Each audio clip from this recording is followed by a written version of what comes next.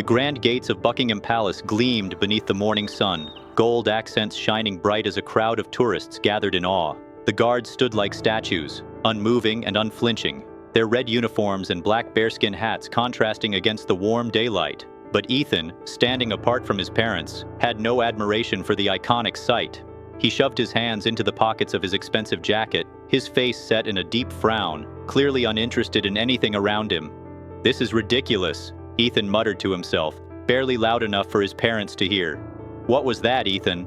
His mother, Linda, asked, her voice gentle, a hint of exhaustion in her tone. He rolled his eyes, his irritation building. "I said this is ridiculous. We don't belong here. This is a waste of time." Linda tried to smile, a tired but loving expression on her face. "It's not a waste. It's just a day out. A moment to enjoy together." Ethan's frustration grew. "We don't belong here," he repeated, louder this time. "We're not one of these people, not anymore." His parents had once been part of that world, the world of socialites and lavish dinners, of traveling the globe in private jets, of living a life full of luxury and ease. But those days had long passed. Now, they were just a family trying to piece together what was left after everything crumbled. "I mean, just look at you two," he continued, his words sharp and full of bitterness. "You're standing here in this place, and you think everything's okay, like we still matter?" His mother flinched, her hand tightening around the strap of her handbag. Ethan saw it but didn't care. His father, Mark, stiffened but said nothing. His clothes were old, worn at the seams, but still held some dignity. The fabric was frayed at the cuffs, a silent reminder of the life they once had. Linda looked at him, trying to keep the peace. "We thought it would be nice, Ethan. A family day out. Just a moment to enjoy something beautiful." Ethan sneered. "Beautiful? Look around you. It's just a reminder of how far we've fallen." The words hung in the air, heavy with the weight of truth. But Ethan didn't care. He was too far gone in his anger. Mark's voice was quiet but firm. "That's enough, Ethan." But Ethan wasn't finished. "I don't even know why we're here. You bring me to places like this, pretending everything's fine, but it's not. We're not the same people. You're not the same people." Linda's eyes welled up with unshed tears, her hands shaking as she clasped them together, trying to steady herself.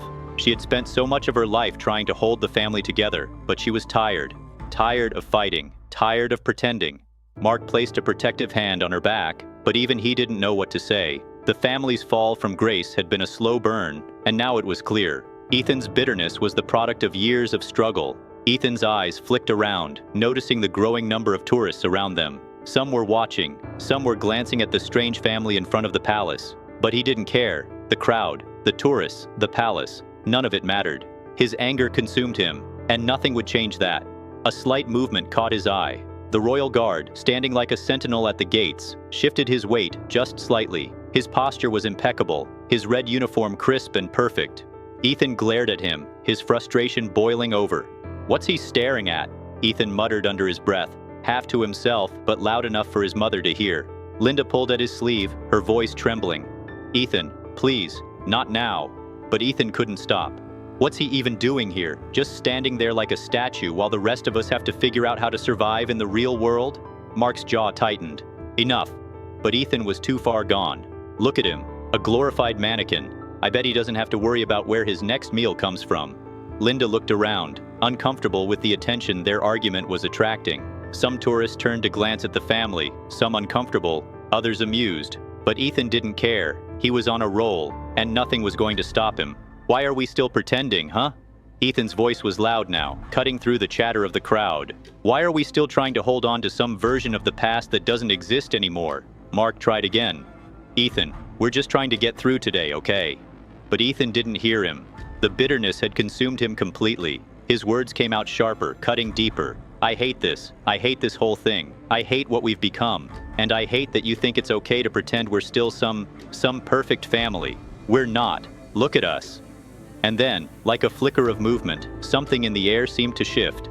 The royal guard, standing still like the statue he appeared to be, adjusted his grip on the rifle, moving with a slow, deliberate precision. Ethan's mouth went dry.